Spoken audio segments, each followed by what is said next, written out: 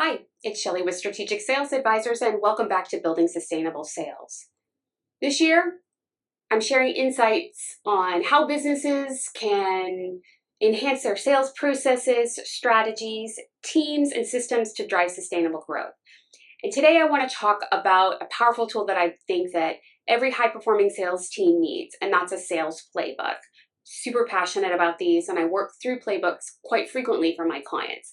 So today I want to walk you through what it is, why it's critical, and how to create one that drives consistency, quality, and results from your team. So let's jump in. So first, let's define what a playbook actually is. It's a comprehensive guide that outlines your sales processes, best practices, messaging, and strategies. I think of it as a roadmap, and I think I've mentioned that before in one of my other videos.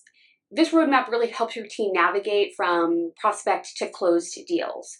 And why it's so critical is it ensures consistency in how your team interacts with prospects and with customers. It reduces that learning curve for new hires, getting them up to speed faster, which I think any business owner would be excited about. And it helps your team stay aligned with your company's goals and messaging. So let's talk about what should go into a playbook. Well, if you haven't watched any other video yet, you probably haven't heard me talk about these, but one of the key things that I think need to be integrated in is your ideal client profile. These are so critical to the success of businesses out there, whether you are business to business or you are a direct to consumer type business. Your ideal client profile is your clear description of who your team should target. So if we're not integrating that into a sales playbook, then we really don't have a starting point. We also want to identify all of the sales process stages. I've talked about this as well. We want to go from that lead generation to closing and outlining each of those different stages within the sales funnel or the sales process so that sales knows exactly what they need to be doing and when they need to be doing it. And again, we're breaking that down pretty specifically for them, and we'll talk about that in a minute. We also want to put in information around competition, right? Because if we don't give sales the identification around competition and how we as a company win against them, how are we directly competing, and how do we lose against them, then how do they understand when talking to prospects or to customers how to position your company or organization against potential others that this potential client could be going after for opportunities. So we want to make sure we've got competitive information in there. We also want to create messaging guidelines, scripts, email templates, objections, listing out common objections and how we would handle those, whether that's techniques or actually scripting out how we would handle that objection. We want to identify the KPIs and metrics. What does success look like, and how are we going to be measuring the sales team against that? We want to identify any resources or tools that are available to the sales team, like CRMs and proposal software, and identify how to use those too. I also like to include in, workflows around, what does messaging look like? So it could be from first reach out through to, when we would stop reaching out to a prospect.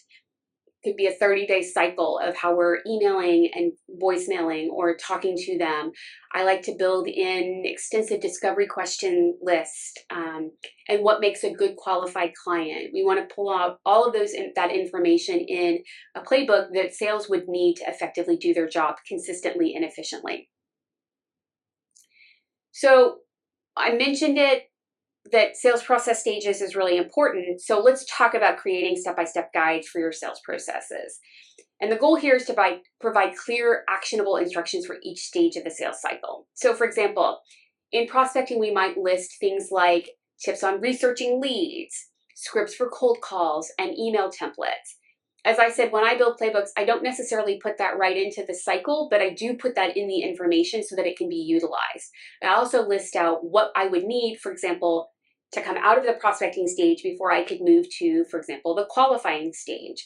What do I need? Who's going to be in charge of that? So if you have business development representatives and maybe they're doing the prospecting and the qualifying, so we would call them out there. What would they need though to move to that qualifying stage? If you have generalist salespeople that are doing every stage, we still want to integrate that they are doing that. We want to make sure, because as we'll talk about in a moment, playbooks should be something that are scalable and that grow with you and your company. So if we're putting in who should be handling things from the beginning, then as we grow and scale, we're not having to modify it quite as much to add in new people or new roles. But let's get back to things. So we've talked about prospecting a little bit. Maybe in discovery meetings, we're outlining key questions that need to be asked and how to qualify a lead effectively.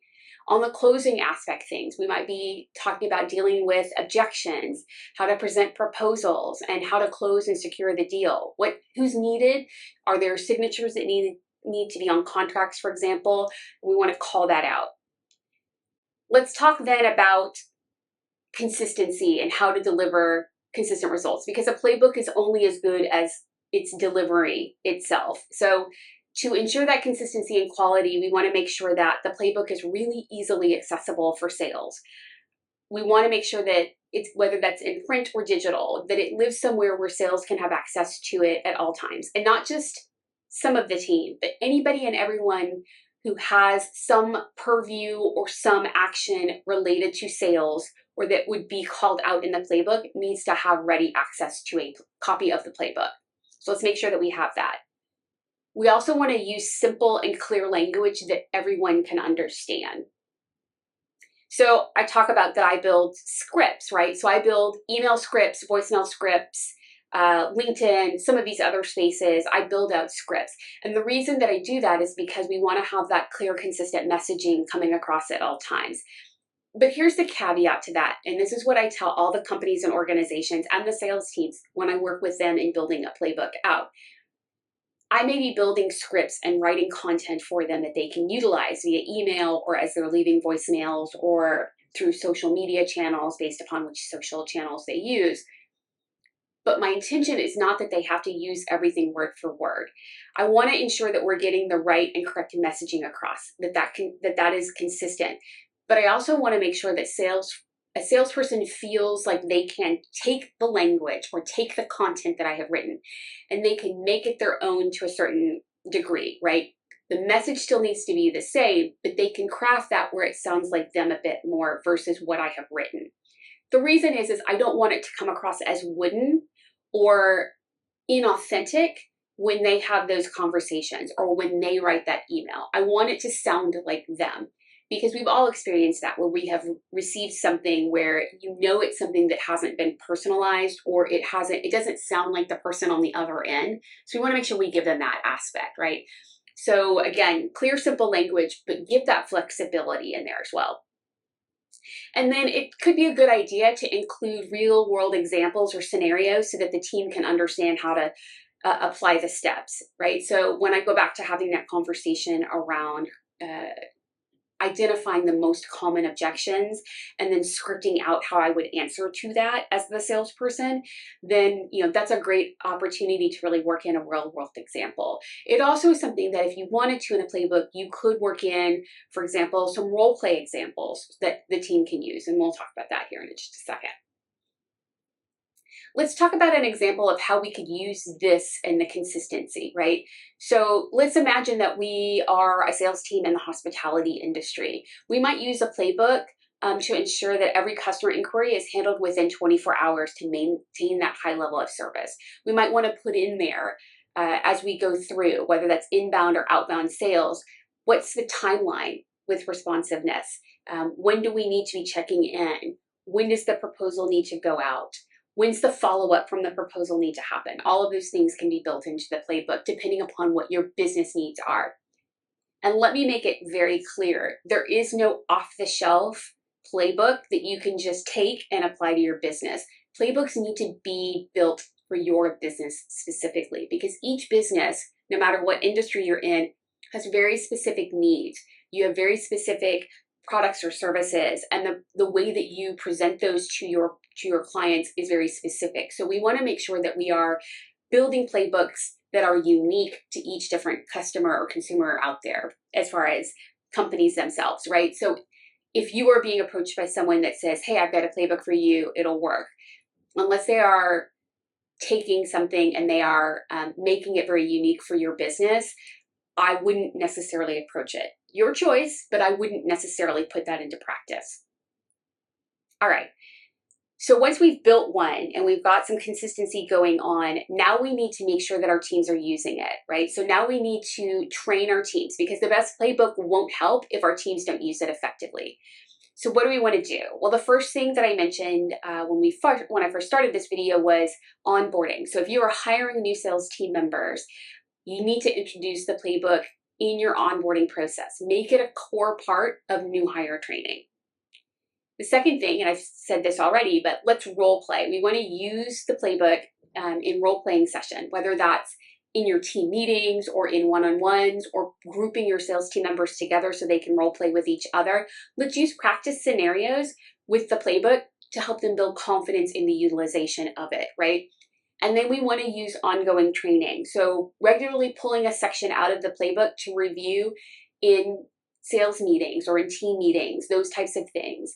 It's really important that we are continuously putting energy and effort into having conversations around the playbook or how to utilize the playbook. The other thing that I will say is, as a sales leader, we need to also be modeling the usage of it. Our sales teams need to see us, along with anyone else within the company leadership, utilizing the things that are in the playbook effectively. So the communication language, those types of things. Let's use all of that as leaders within the company or organization, because that modeling behavior will show sales how it happens.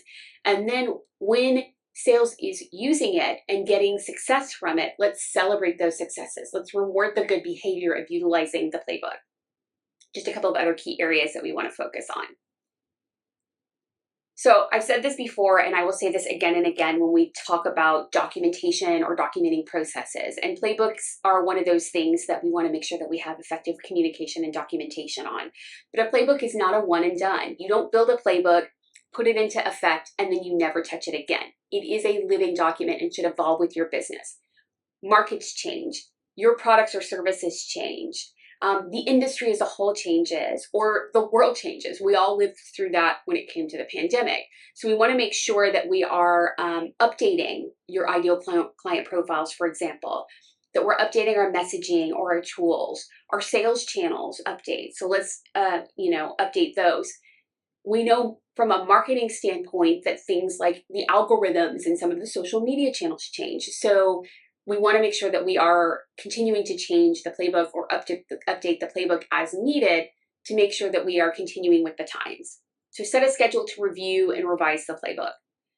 Semi-annually, twice a year is a great opportunity. If you're in a really, really dynamic style of business, think technology, and with the emerging technologies and AI and some of those types of things that are coming, you may want to look at it more often because there could be additional competition coming into your space.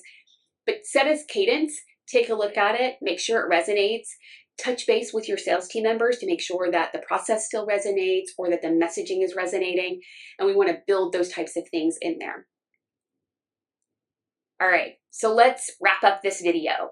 So when we want to create an effective sales playbook, we want to do things like understanding what the playbook is and why it's critical, what elements like ideal client profiles, processes, and messaging need to be built into the playbook.